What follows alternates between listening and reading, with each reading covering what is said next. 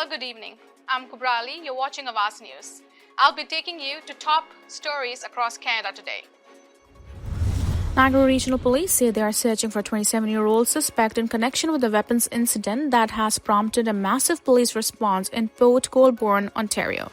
In a post on social media, police in Niagara Region said they are trying to locate and apprehend Brady Neff, who investigators described as armed and dangerous. On Wednesday morning, residents in Port Colborne were asked to stay inside and keep their doors locked while officers searched for a suspect in connection with an incident east of the Welland Canal and south of Durham Strait. Police also asked parents with children in the area to drive their children directly to school or keep them home out of an abundance of caution.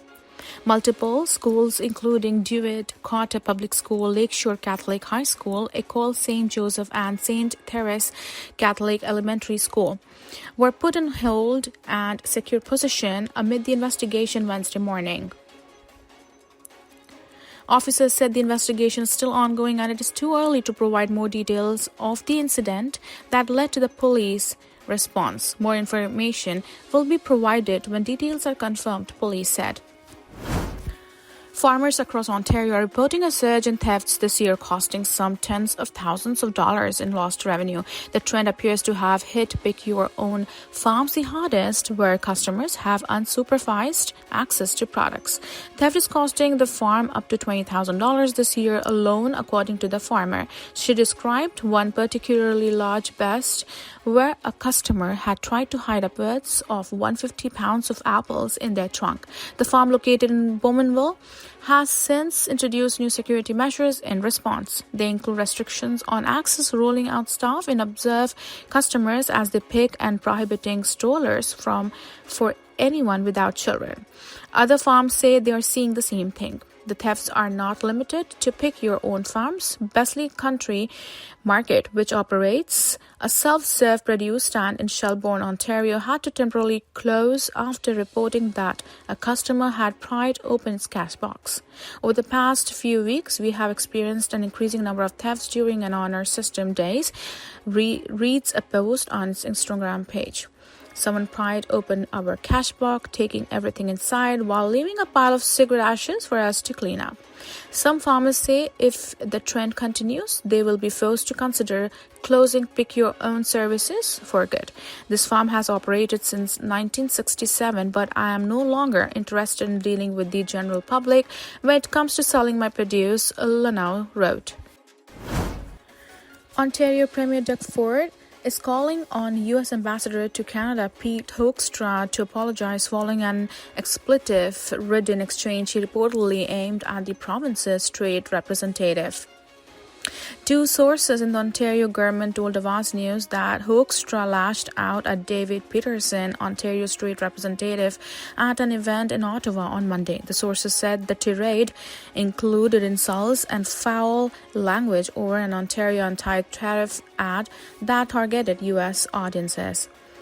Pete, you gotta call Dave up and apologize. It's simple, Ford said during an unrelated news conference Wednesday. You know the cheese slipped off the cracker. I get it. You are ticked off, but call the guy up because you are a good guy and Dave's my champion. He praised both men and implored them to bury the hatchet.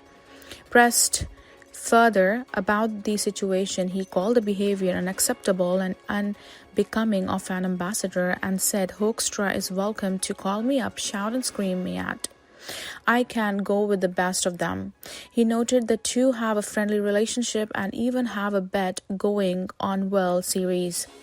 The unpleasant exchange follows a tumultuous week that saw U.S. President Donald Trump break off trade talks with Canada and then turn an added 10% tariff on Canadian goods over his displeasure with the ad, which featured former President Ronald Reagan talking about the drawbacks of protectionism. Ford has defended the ad this week, saying trade talks between Canada and the U.S. have not done anything to protect Ontario's auto sector, which has been bleeding jobs and Trump's tariffs. He agreed to pause the ad as the Monday, but allowed it to run over the weekend during the World Series. Ford made his latest comments during a news conference with members of the Ibibique First Nation Wednesday to announce an agreement to move forward with a supply road to facilitate mining in the Ring of Fire, an initiative that is being fast-tracked because of the trade war. Ford also said he was with Prime Minister Mark Carney and his chief of staff when they viewed the ad before it ran, but declined to disclose their discussion around it. Many doctors in Quebec are up in arms over a newly passed law that will overhaul how they are compensated, and Ontario Premier Doug Ford is taking it as an opportunity to roll out the red carpet. More than 100 Quebec doctors have already applied to work in the provinces in recent days. The College of Physicians and Surgeons of Ontario told Awaz News that since October 23rd, it has received 70 applications from Quebec doctors seeking to be licensed to work in Ontario. For comparison, the college received 19 applications between June 1st and October 22nd. The ones from Quebec who apply for licensure still need to be granted a certificate of registration. Meanwhile, the College of Physicians and Surgeons of New Brunswick said Wednesday it has received applications from 40 Quebec doctors this month. It said it typically receives, on average, around 3 or 4 applications from Quebec in a month. Fears of an exodus of doctors leaving Quebec surfaced on Tuesday, 3 days after Bill 2 was passed in the National Assembly. Quebec Liberal leader Pablo Rodriguez says he is worried about doctors leaving the province, calling it a catastrophe, and is urging them to stay with us. He promised to rewrite the bill with doctors' input if the Liberals come to power in 2026 provincial election. Quebec Solidaire parliamentary leader Guillaume Glitch-Rivard also said he was very concerned and warned that thousands of Quebecers could suffer the consequences. Doctors are planning to hold a large rally at the Bell Centre on November 9th. Faced with growing discontent, Health Minister Christian Dubé asked doctors to take a step back before packing their bags. We will be issuing publications, holding information meetings, and organizing all kinds of events over the next few days to explain the law, he said at a news conference. You can expect a bigger water bill if you have a swimming pool, a sprinkler system, or if you use a lot of water. Sometimes, however, you can get an unexpected huge bill if you have an undetected plumbing issue you are not aware of. 2 Ontario homeowners were shocked to get high water bills of $8,129 and $11,314 and were told they're expected to pay them. Hamid reached out to Awaz News after she received a large water bill totaling $11,314. She said after receiving this bill, she had someone come to her home to check the leaks and they told her they couldn't find one. The region went on to say that homeowners are asked to submit water meter readings 3 times per year using a tele-read card. In Hamid's case, her bill was reduced from $11,314 to $7,242, and she paid the water bill but still wants a refund. Scarborough resident Shahana Parveen was also stunned after receiving a water bill that came to $8,129. Parveen has 5 washrooms in her property and was told by the City of Toronto that there must be a water problem in her home. Parveen said she contacted the city after receiving the bill, telling that there must have been an issue with the water meter as she wasn't using any more water than usual. The municipality added that in the case, it promptly issued a high consumption notification after a letter in April detecting a spike in water usage. City staff determined the water meter continues to provide accurate readings and that the previous increase was due to water usage, which has since returned to normal levels as the July 31st, the City of Toronto said. Parveen also has to pay her bill but is convinced she never had a leak in her home.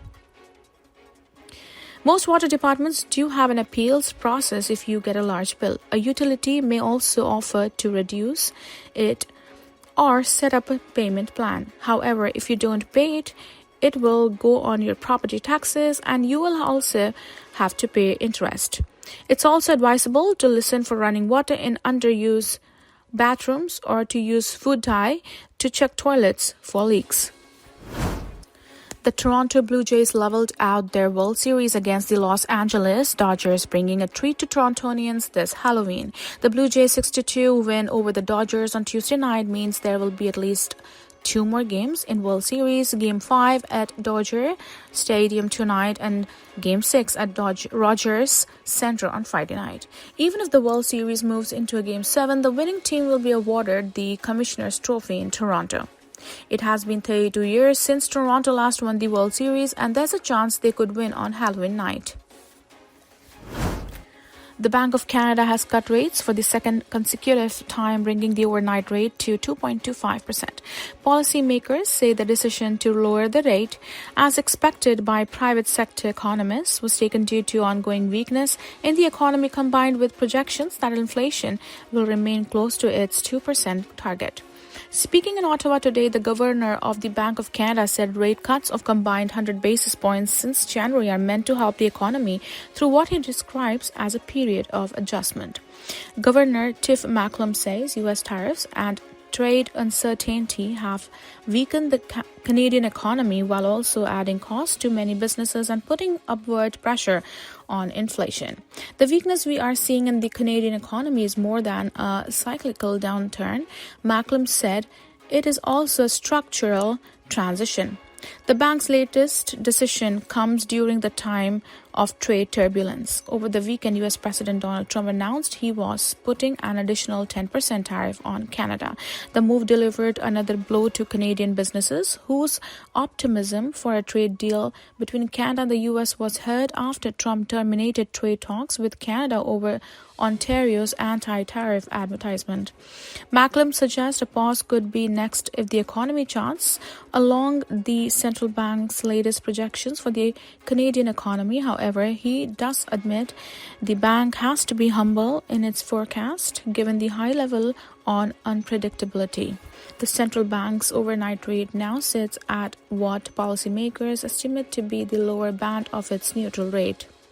In its first monetary policy report with a base case projection since January, the Bank of Canada says changes to U.S. trade policy will have a lasting negative impact on economic activity. During that same period, consumer spending ticked up in a large part because of a spike in vehicles purchases. Residential investment also rose as home sales and housing starts increased. The central bank believes inflation will settle down 2% in early 2026 and stay there through 2027. If that changes, the bank says it is ready to respond. Thank you for watching Awaz News. I'm Kubrali. I'll be seeing you tomorrow again, same time, same channel. Thank you.